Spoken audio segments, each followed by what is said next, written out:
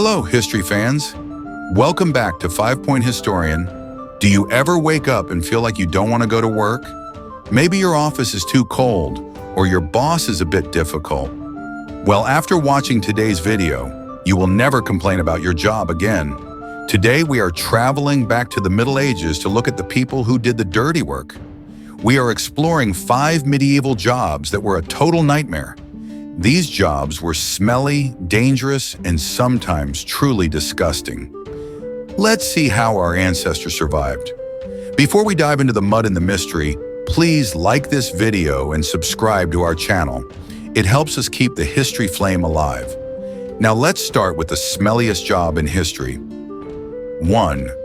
The Gong Farmer, the master of the night. In the Middle Ages, there were no flushing toilets. In big cities like London or Paris, thousands of people used small wooden sheds over deep holes in the ground. These holes were called cesspits. Eventually, these holes became full. Someone had to go inside and clean them. That person was the Gong Farmer. The word gong is an old word for human waste. Because the smell was so terrible, the government made a law. Gong farmers could only work at night. They lived outside the city walls because nobody wanted to be near them. Let's look at real story about history, the tragedy of Richard the Raker. There is a famous and true story from the year 1326 in London. A man named Richard the Raker was a gong farmer. One night while he was cleaning a public toilet, the wooden floor was very old and rotten. It broke suddenly. Richard fell deep into the waste. Because the hole was so deep and the gas was so strong, he could not get out. He sadly drowned in the very thing he was paid to clean. This story was written in the city records to warn others about the dangers of the job.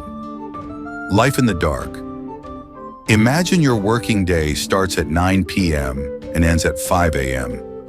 You spend all night chest deep in waste, using only a small candle for light. You carry heavy buckets to the river or to farmers' fields. When the sun comes up, you have to hide because your clothes and skin smell so bad that people will scream if they see you. The gas in the pits was also poisonous. Many gong farmers died because they breathed in too much bad air or because their candles caused small explosions from the methane gas.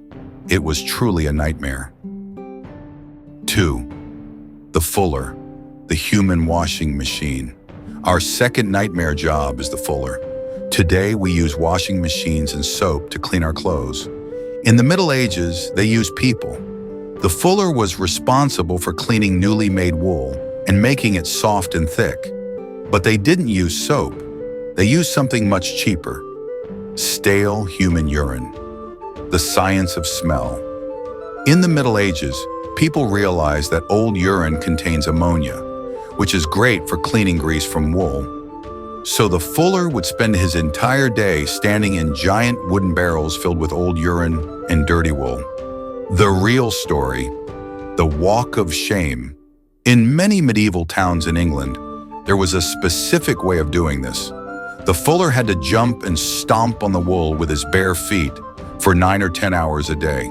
Imagine the skin on your feet absorbing all that liquid. The smell was so strong that you could smell a fuller from 2 streets away. A real-life incident. Historians have found records of fulling mills where the smell was so bad that local neighbors went to court to move the business away from the town square. One record from a town in France mentions a fuller who became blind in one eye because the acidic liquid splashed into his face during his work. They were paid very little, and their skin was often red and burned from the chemicals. They were the people who made the king's clothes soft, but they lived in a world of yellow liquid. 3. The Leech Collector, the living bait. As we saw in our medical video, doctors in the Middle Ages loved leeches. They used them for everything. But where did the doctors get thousands of leeches? They bought them from leech collectors.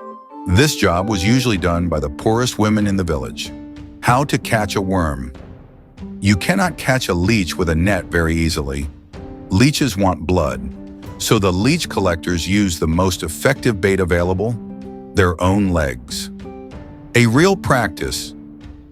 The marsh walkers. A leech collector would walk into a dirty, muddy swamp or a slow-moving river. She would walk slowly through the water, making small splashes to attract the worms. The leeches would swim to her and bite her legs. To be a good collector, she had to wait until the leeches were full of her blood and became fat and heavy. Only then would she pull them off and put them in a jar. Imagine the pain and the fear. You are standing in a cold swamp, and you feel dozens of tiny teeth cutting into your skin. You watch as your own blood feeds the worms. A true story from a village in Yorkshire describes an old woman who did this job for 40 years. By the time she stopped, her legs were covered in black scars that never healed. Many collectors suffered from swamp fever, malaria, or infections from the dirty water. They were the heroes of medieval medicine, but they paid for it with their own blood every single day. It is hard to believe people work like this just to survive. If you are shocked by these stories, please like this video and subscribe to 5 Point Historian. Your support helps us find more incredible stories like these. Let's look at a job that was a nightmare for the soul. 4. The Sin Eater, the social outcast. Our fourth job is not just dirty, it is cursed.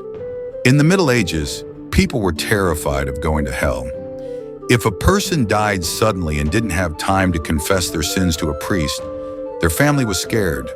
They believed the dead person's soul would wander the earth. To fix this, they hired a sin eater. The ritual of the bread. The sin eater was usually a very poor man, a beggar, or someone the village didn't like. When a person died, a piece of bread and a bowl of beer were placed on the dead body's chest. The family believed the bread would absorb all the sins of the dead person. The scary practice. The silent meal. The sin eater would sit in front of the dead body. In total silence, he would eat the bread and drink the beer. By doing this, he was literally eating the sins of the dead man. He believed that when he died, he would carry those sins to the afterlife instead of the dead person. A real historical quote. There is a record from the 18th century Wales, where this medieval tradition lasted a long time, about a man who was the local sin eater. He said, "I have eaten the sins of 1,000 men, and my soul is heavier than a mountain." The nightmare wasn't just the ritual. Because the sin eater carried everyone's bad energy, the villagers were afraid to touch him or even look him in the eyes. He lived alone in a hut in the woods. He was paid a very small amount of money, usually just enough to buy his own bread. He was a hero because he saved souls, but he was treated like a monster. Imagine living your whole life knowing that everyone thinks you are full of sin. 5. The barber surgeon, the hero of the saw. The final nightmare job is the barber surgeon. We have talked about them before, but we must look at what their daily life was really like. Today, a doctor is a person who has studied for many years in a clean university. In the Middle Ages, the surgeon was the guy who cut your hair. A day in the life. Imagine your Monday morning. Your first customer wants a haircut and a shave. You use a sharp razor. Your second customer has a terrible toothache. You use a pair of metal pliers to pull the tooth out while the person screams. Your third customer was hit by an arrow in his leg. You have to use a saw to cut the leg off. The scary practice, the blood bucket routine. Because surgery was so messy, a barber surgeon shop was always covered in blood. A true practice in many medieval cities was for the barber to put his waste buckets outside the door to show people he was open for business. These buckets were filled with teeth, hair, and blood. The smell was so bad that cities had to create laws to stop them from throwing the blood into the street during the day. A real surgeon's diary.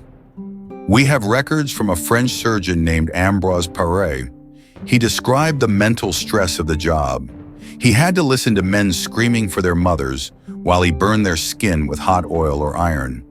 There was no way to stop the pain, so the surgeon had to be cold-hearted to do his job. If he felt too much pity, he would be too slow, and the patient would die. They lived every day with the sound of screaming in their ears and the smell of blood on their hands. The Middle Ages was not a fairy tale. It was a time of hard work, bad smells, and incredible bravery.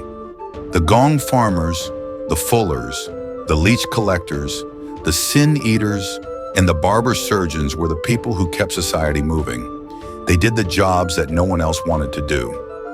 When you go to your job tomorrow, remember Richard the Raker or the Leech Collector. Your job might be boring, but at least you aren't standing in a barrel of urine or eating someone's sins for dinner. Thank you for watching this journey into the worst jobs in history. Which of these 5 jobs do you think was the absolute worst? Would you rather be a Gong Farmer or a Sin Eater? Tell me in the comments. I love reading your answers. If you enjoyed this video, please like and subscribe to 5 Point Historian. We have many more stories about the strange and dark parts of our past. See you in the next video.